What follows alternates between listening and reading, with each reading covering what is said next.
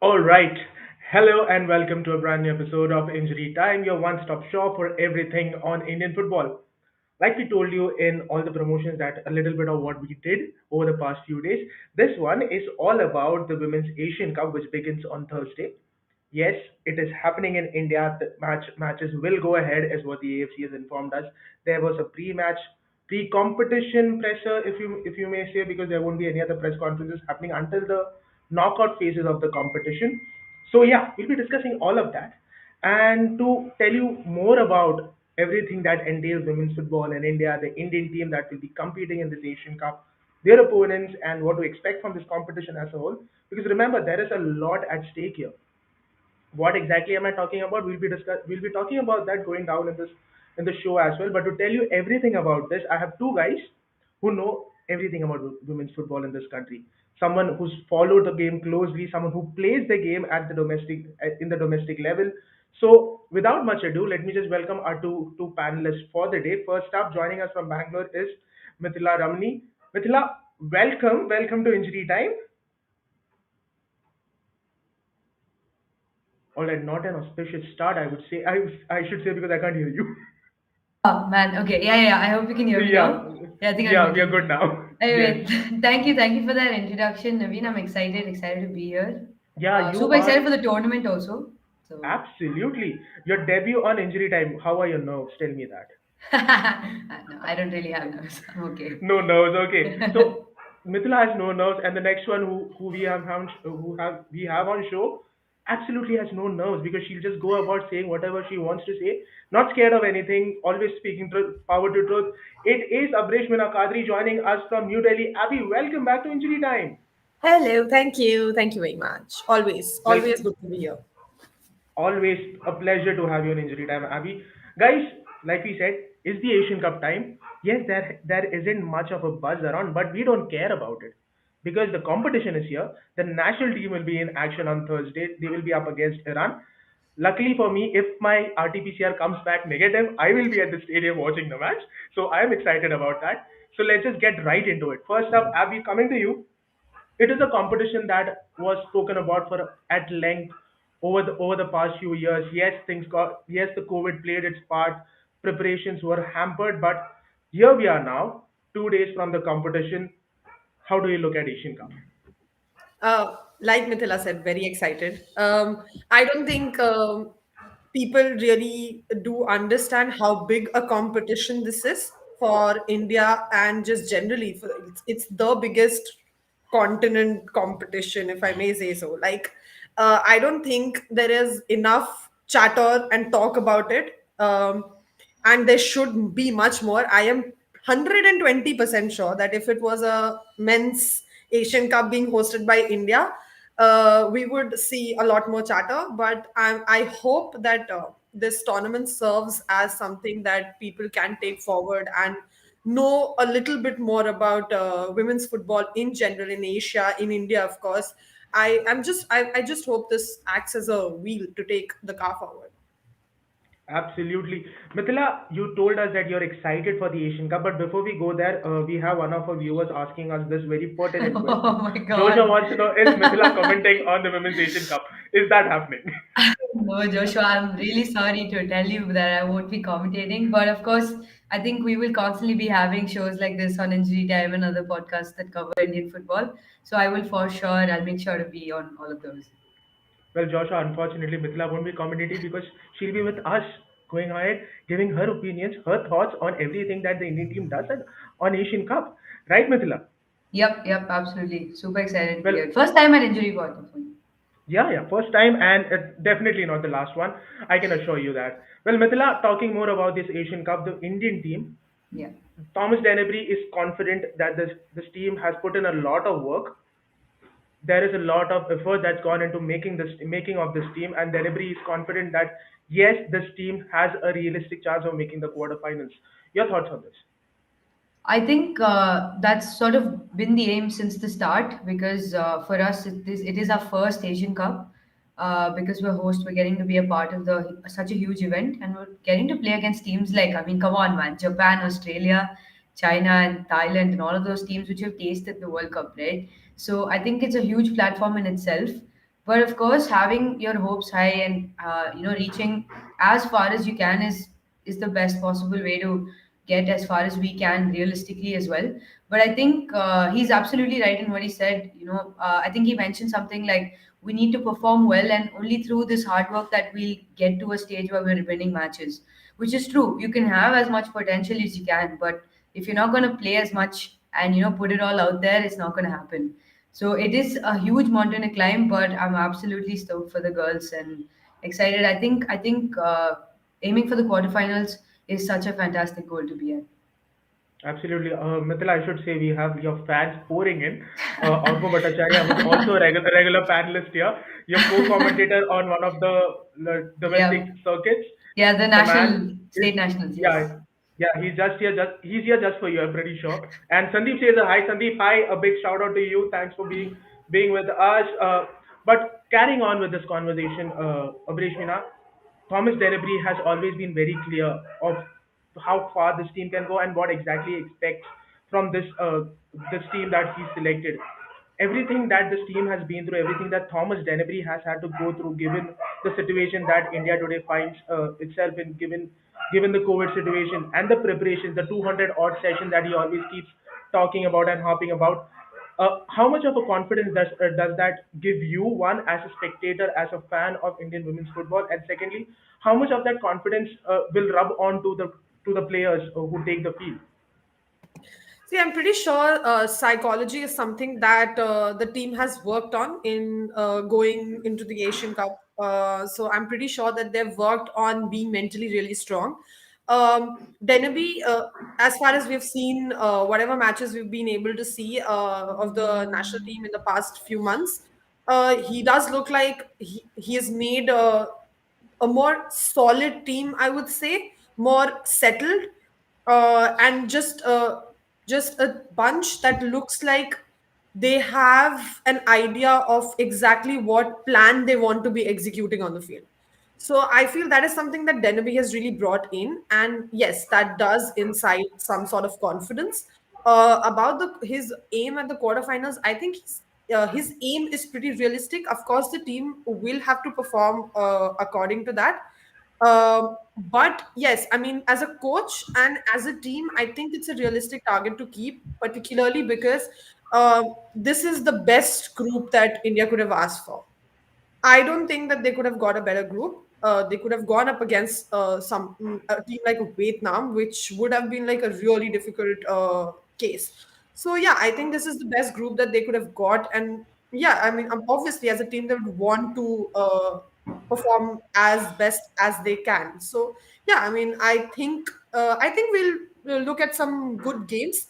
They would need to have very clear strategy of how they want to be playing against each team. And going by what Denby said in the conference, not the pre competition one, the other one that AIFF had. I mean, he had a pretty clear idea about each team and what he wants to be doing against them. So yeah, that does bring a lot of confidence.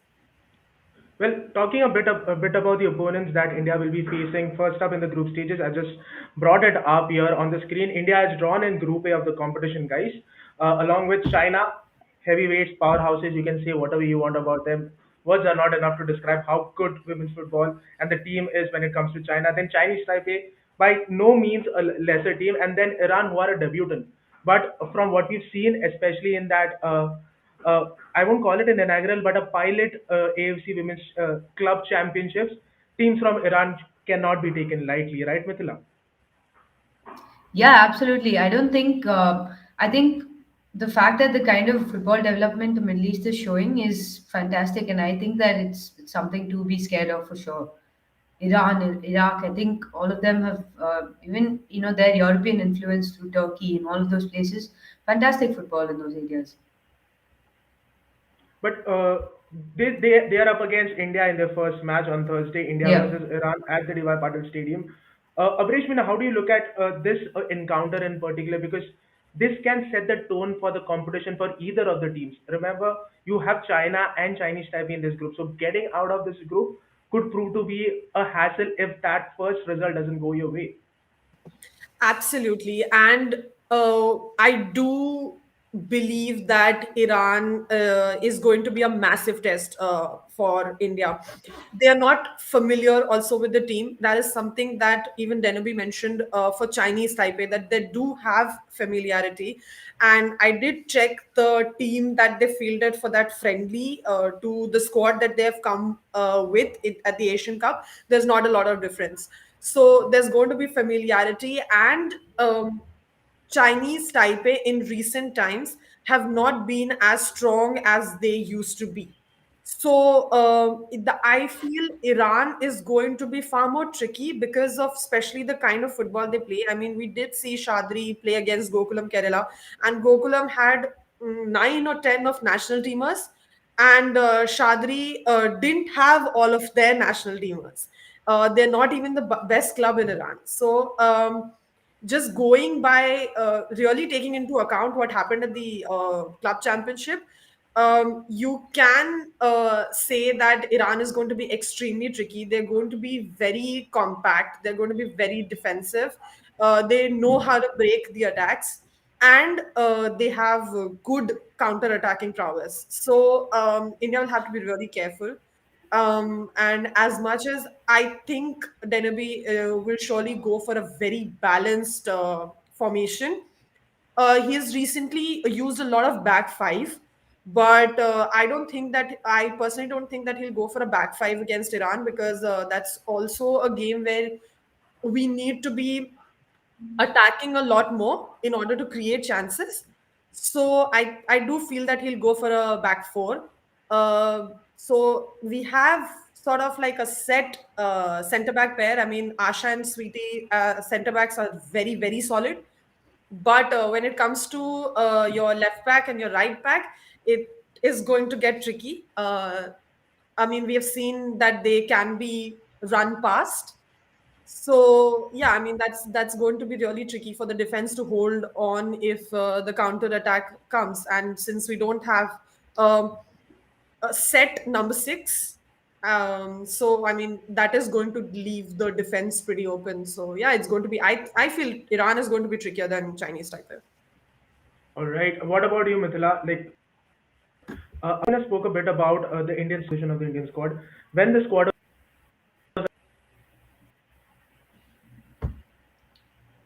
Um, Yeah. Naveen, I think you're breaking. Oh, Yes. I mean, yeah, that's his. Okay. I was wondering if that's my internet. yeah, I think he's asking about. I think he'll go on and ask you about the when the squad was like being selected, being announced, and all that. We had nationals just before that. So, Right. what would you say in terms of because you've not seen anybody being picked from the nationals? So, what would Yeah. you really say? You were there, you commentated for the nationals, so you did closely see how they played. So, do you think there could have been a few picks from the nationals? Yeah, I think they had an all-stars team which was selected from the nationals to play a couple of friendlies, if I'm not wrong, against the national team, right? So, I mean, I guess they could have picked a couple, but from the looks of it, they did want to keep the current existing squad as, a very, it's like an elite group, and they want to keep that group in. There are a few entrants from the under 17 team, which I'm super glad about because giving those young girls that experience would be fantastic as they grow on to be more mature players. For someone who's 16, 15, 16, 17, along those lines to get that kind of experience is absolutely solid for the team eventually. So I think they wanted to keep the national circuit going. I don't think there was anyone new added in from the senior nationals. Yeah, exactly. There was nobody added from the senior nationals. And why Yeah. I particularly picked that question was we don't have a number six, right? Like Yeah. since Sangeeta Basfore got injured, we don't really have a set number six. And Baby Sana Yeah. Devi especially did extremely well at the nationals at that Yeah. position. And in the current squad, we don't really have anybody at that position. So obviously, like I said, that leaves the defense pretty open because you don't have Yeah. somebody who can, break the attack and just move the ball forward, play the game from there. And Baby Sana did that extremely well during the nationals. So Yeah. Yeah. was Baby Sana somebody you could have essentially picked from that? I mean, All Stars, yes, you mentioned like they had games against they The had two national games team. against All Stars, but we don't really have Yep. information about who all played in that All Stars team. Yeah. So it gets tricky in that sense. I mean, you could have had a few backups. I mean, at the national happens, they played quite a number of games, so it's not like didn't have game time. So they had pretty much match experience as well. So you Yep. had somebody like an Elizabeth, Hmm. who did extremely well as a forward, who had extremely good pace, uh, who made it very difficult for Mizoram opponents to hold on. So Yep. something like that, maybe as a substitute, also could have benefited the team. But I do agree. I mean, I think Denby just wanted to stay with the core group, like you mentioned. He did say that he didn't, since he had very less time overall with the team anyway, so he did want to keep up with the core. Yeah, yeah, no, I absolutely agree. I think Baby Sana Devi was fantastic for Manipur in that entire campaign.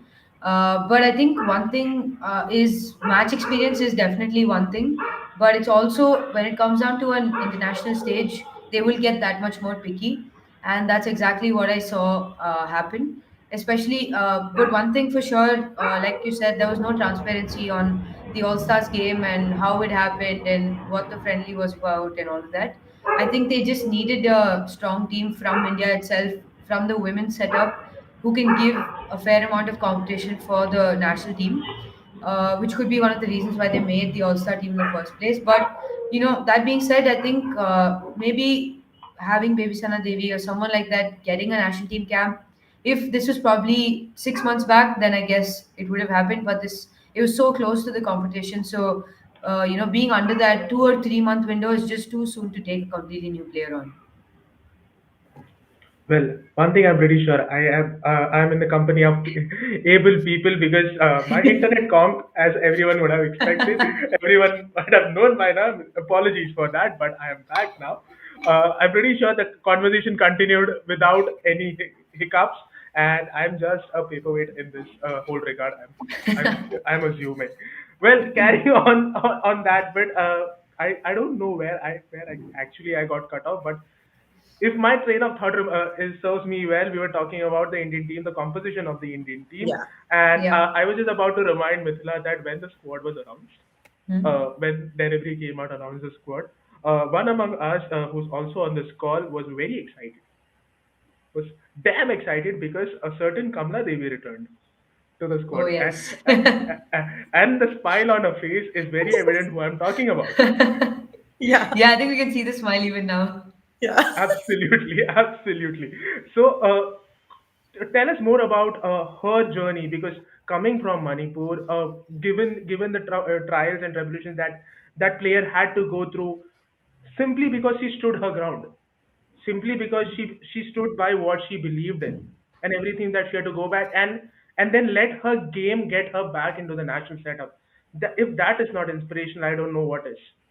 Yeah, it's absolutely phenomenal. I think from the previous IWL as well, right? The one I'd commentated on the 2020 early IWL. So in that, I think she was enthralling audiences. You should have seen the crowd in Bangalore just cheering whenever Kamala Devi got the ball. She was just doing magic with her feet. I think she's one of those veterans who's still at it, who still has so much to prove, so much to show. And having someone like that on the national squad would be so huge for new entrants, like Shilki Devi, Priyanka Devi, and all of them. All right, like Sandeep, absolutely dropping. I am dropping the ball like a pro, and Abby's handling it like a pro. I am not flashing what Arka has to say because that is something that is supposed to be restricted within the room. Okay, it's not going out in public. But continuing on, this team looking forward, the forward line looks good. You have Pyari, you have Dangmai Grace. Sandeep is a big fan of Dangmai Grace, if I may remind every one of us. Abrish Minath, goals. There are players who can get you those goals, right? Yeah, definitely. But I do feel like it's going to be tricky. I mean, Grace, like as much as no offense, Sandeep, but she's not been in the best of form, I'd say. I mean, the Dangme Grace of, say, the 2019 IWL was exceptional. You could just see her on the field and be like, oh my God, what is this girl doing? Her pace, just her ability to trick the opponent and cut inside and go for goal. I think she's really held, she's started to really hold back in terms of going for goal or going herself up front to, just take her chances. I think she's kind of holding back there. I'm not sure about the reason, but I do feel like that is something that she needs to get back. She also, I feel, needs to add a little bit more in her game because it's become a bit predictable. You know that she's going to run up the pitch and then try and cut towards her left and pass the ball. So, I mean, that's something that she'll have to work on. Pyari, she'll have to be more clinical. I feel Pyari is exceptionally good with her pace. If you want her to act as your first defender, I think she does well. She has strength and everything, so she can hold on and try and, get the ball up quickly. But in terms of going for goal, she'll have to be more clinical and more available in the box. I feel that is where she kind of lacks. Just having that understanding of if players around you are running up with the ball, just make yourself more available in the box. So that is something I feel maybe Pyari would have worked on in these months and all. Manisha is that one X factor that we have in the forward line for sure. With her pace, with her ability to cut in, with her ability to go for shots from acute angles, which I think is something that might help India a lot, even if you don't have too many available in, say, the box. Manisha can try and trick opponents, cut inside, or go for shots from difficult angles. So yeah, definitely Manisha is the X factor, and of course we have Kamla. I mean, she may be a midfielder, but I mean, she has goals in her. So yeah, I'm really excited. I'm like, everybody knows I'm like super excited to see Kamla anyway. Absolutely. Absolutely. But coming to Mithila with the midfield that Abrishmina just touched upon, but before that, let me just answer Orko. I know you don't trust me because you love me, so that is our love-hate relationship. Let's not get there as in this episode. But Mithila, sticking to that midfield, that's Ratanbala, there is Kamla, and there are a few other players who can add, who can bring in that sort of an X factor that Abby was touching upon. The experience that these guys especially bring into a competition like this. Remember, even for them, the stage is probably a first time. Yes, they played the Asian Games in Yeah. 2014. Kamla was there, Ratanbala was there. These guys played, but Asian Cup, a competition that has a bearing on will this team go for the World Cup in 2023. Exactly. That is Yeah. a different kind. That is a different kind of pressure, isn't it? Yeah, yeah, absolutely. I think the kind of pressure that they might be facing now is very new to Indian football as a whole, because having your hopes on a World Cup is something that the entire fraternity has not seen yet. And that's something new for everyone, administrators, the staff, the fans, everyone who's watching on. Of course, starting with the players, but it all just grows there, right? So I think it'll be that much more monumental. I think in the midfield, Indumati adds a lot of experience and so much of flair with her passes, and even with her box to box helping out the defense, all of that. So I think even in the midfield with Kamla dropping or not, that's actually a good thing either which way. So I think the only thing that might be missing in the midfield is, like Abby was saying, the number six position. CDM role is still a little up in the air, but I think this particular team, we need to see them play. We need to see how they gel and what the changes have been made, especially since the Brazil friendly. Well, guys, Yeah, let's just talk to about add to them. that, Sandeep had a question. He wanted clarity. He said that give clarity about the World Cup quote that was made. Just So, getting to that. It just lined up pretty well for me. okay, But Abby's like, I want to do it, so let's go. I'm so Okay, Abby, I'll sorry. let you do it. Go on. Just So do it. sorry. So yeah, basically, the obviously Asia has five spots for the World Cup. So the top four in the semis automatically go through. The two quarterfinalists obviously have a chance depending on the result in the quarterfinals, and if Australia make the semis, which is almost a given, Yeah, so you both the quarterfinalists can also make through because go through because Australia would be the hosts.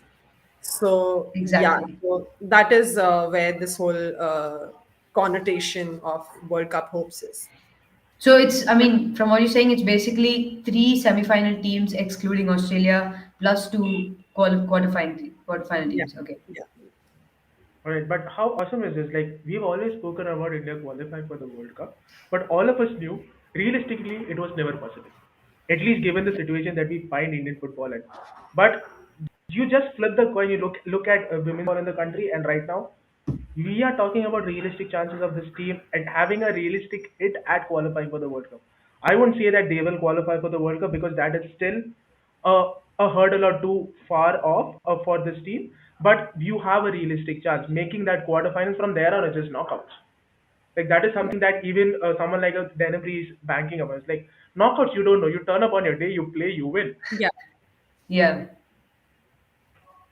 Yeah, Well, absolutely. I think knockouts are anybody's games. I mean, that day, that moment, what moment works for you, what moment doesn't work for you, it's pretty up in Yeah. the yeah, It's anyone's game. well, I think but because of the pressure, right? Because the entire pressure of just the make it or break it match, yeah, especially if it goes down to like penalties. I mean, it's absolutely anyone's game. yeah. okay, since we are talking about penalties, let's just address that whole goalkeeping situation. Abresh Mina has been vocal about how that is one area that actually needs addressing because though Aditi Chauhan might be your first choice goalkeeper, but there have been instances where her performance has not backed that claim. Mithila, how do you look at the entire goalkeeping situation in the country? One, is Aditi the best that India has? If not, who else? Yeah, I think it's only now that there are players like Saumya who's coming in, and I'm extremely happy because someone who's so young, being called up for the. Of course, she's the third choice keeper, but I think that's still huge. There was also Shreya who didn't make it to the squad. Of course, Lintoy is fantastic on goal. I think. I mean, like Abby said, I think it's a little bit of a hit and miss at this point. There's Alti with fantastic experience. She comes with the most number of caps, honestly, at this point for the goalkeeping squad. That is, so she does have that experience. But I think the way that we brand Manisha as that X factor, I think in the goalkeeping department, I think across all all platforms that we've seen, we'll have to also see what the under 17 team has to offer now in the upcoming World Cup. But the goalkeeping thing has been a recurring thing all the way from domestic, I think. Yeah, Oh, and but I mean, there was Roshni Devi who performed pretty well at the nationals. So I mean, she could have been another option, but like Mithila mentioned, maybe it was just too close to the tournament Yeah. for Tenerife to take that into account. Because Lintoy has not played much since like what past 2.5 years or something, and Soumya also does not have any experience. So in that case, I mean, maybe Roshni could have been an option given that she had done well at the nationals. Yeah, but too consider. close to the competition for the head coach to take a call on that. Yeah, maybe. Yeah. But Yeah. we're sticking to Group A right now. We'll talk about the opponents a bit: Iran, Chinese Taipei, and China.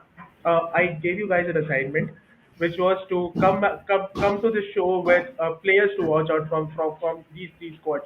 Abrishmina, first up, Iran, the first opponent on Thursday. Players who could prove to be key for the Iranians. Yeah, okay. So there's Afsana Chatranur, okay, who's a forward, and she doesn't have like in the document that AFC sent, she didn't have like national team goals. She had only 16 caps, but then she was the one who scored against Gokulam for Shadri in their 1-0 win at the club championship. So that's that, and she also scored against Amman in the same tournament. So she is one to look out for, and then you have Sara Gomi.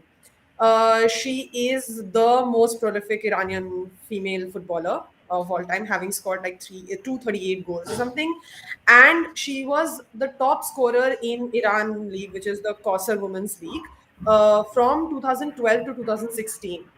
That is the amount of information that I could gather. So she also has 17 national team goals. Just I think what when Deneby mentioned about pace and counter attack, he may be mentioning these two forwards. So they'll definitely be players to look out for it when we face Iran.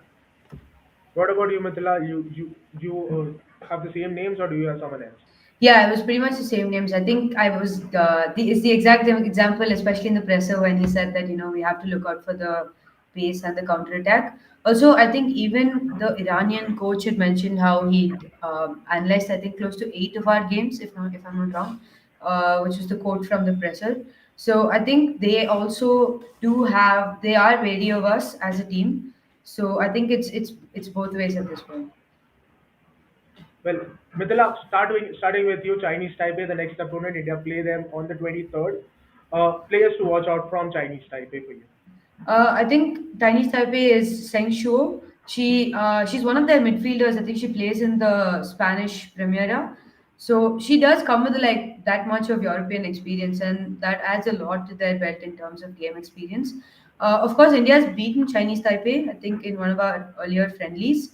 So we do have, in terms of our head-to-heads and everything, we do have, especially a direct friendly from before, right? So we will be going with that extra, that little bit of an extra edge compared to an Iran who we've never played before.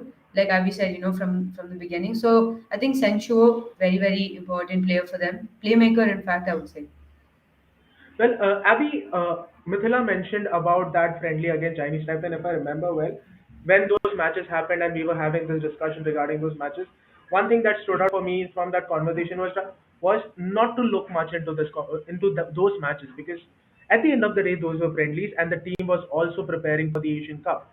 Now you are on the eve, say 2 days from the competition. Chinese Taipei is Chinese Taipei. We know that. How do you look at this team that has come to Asian Cup now? Yeah, they are. If you look at overall, no, in terms of how Chinese Taipei have been in their history, they're not as strong now, and you'll actually see a lot of newcomers in the team. Like newcomers in the sense, people who do not have a lot of experience. So in the squad, if you check the squad, there are lots of people who do not come with a lot of national team caps. So yeah, and it's not very different from the squad that they played. Personally thought that they would probably have a more different squad when they come for the Asian Cup, but that's not been the case. So yeah, I mean, I think that bodes well for India only. I mean, they would at least know. At least have a basic strategy in place of what they want to be doing. But again, that also comes from Chinese Taipei point of view. Like they have also played India pretty much the same team. So I mean, they will also have a strategy of how they want to go about it. So yeah, I think that will make for a very very interesting game because both teams will be familiar with each other, and there's not too much this team is better, that team is better. So it's I think it's going to be very very interesting, that game. Yeah. And the And way that they matches are lined up, and Su Yi Yun is their most experienced player. So I think that she's also somebody. She's a midfielder also, so she's somebody that might run the game for them. all right. And the way these matches are lined up, if things are not to go India's way against Iran, Chinese Taipei will be make or break for them.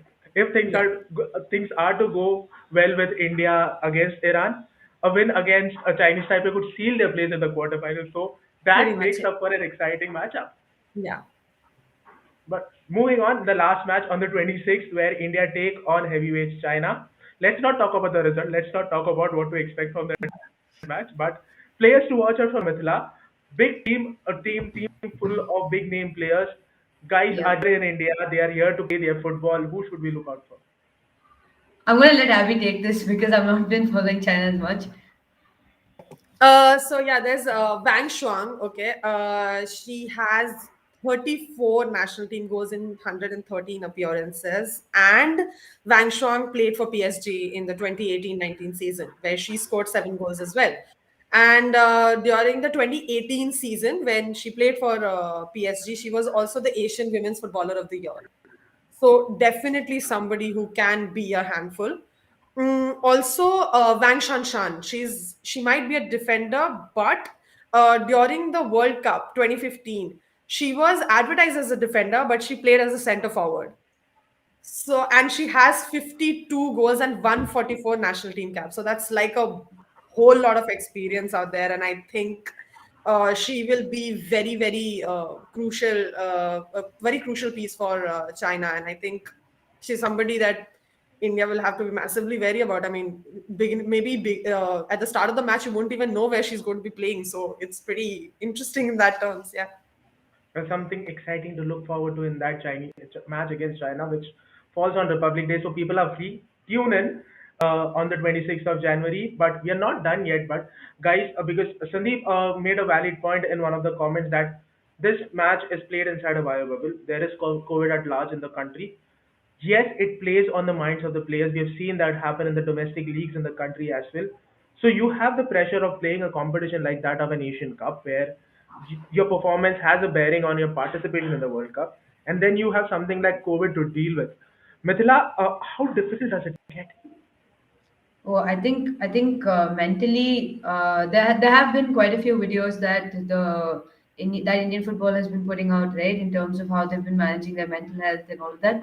So I think those have been pretty good to watch. It's good to know that they are addressing these issues, that treating them as very real problems and not just something, okay, TK, you just have to get over it and all.